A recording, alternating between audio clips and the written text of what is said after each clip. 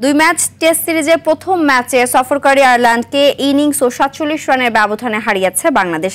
সিলেটে চতুর্থ দিনে ব্যাট করতে নেমে ১৬৮ রান যোগ করতেই গুটিয়ে যায় আইরিশরা। তাতে চতুর্থবারের মতো সাদা পোশাকে ইনিংস ব্যবধানে জয়ের স্বাদ পেল টিম টাইগার্স। ১৭১ রান করে ম্যাচ সেরা মাহমুদুল হাসান জয়। বিস্তারিত রাফি আমিনের রিপোর্টে। সিলেট টেস্টের তৃতীয় দিনে আয়ারল্যান্ডের ৫ উইকেট তুলে নিয়ে জয়ের আভাস পাচ্ছিল বাংলাদেশ। চতুর্থ দিনে অপেক্ষাটা ছিল কেবল ফলাফলের, সেটাও ২ সেশন গড়াতে দেননি টাইগাররা।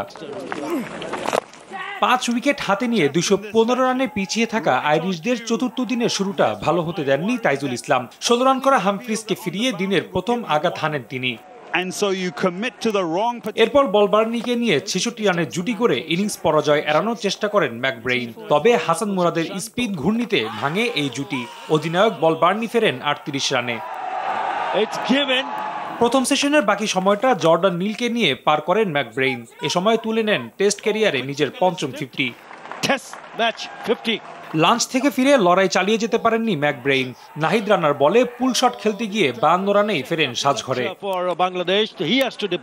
এরপর ৫৪ রানের জুটি করে ইনিংস পরাজয় এড়ানোর স্বপ্ন দেখান জর্ডান ও ম্যাকার্থি। তবে মুরাদের শিকার হয়ে জর্ডান ৩৬ রানে ফিরলে সেই আশাও থামে দলটির। বাকি কাজটা করেন তাইজুল।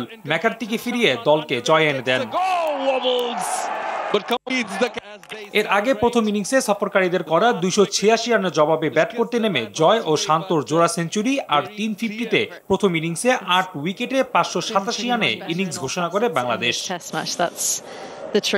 রাফি আমিন, RTV।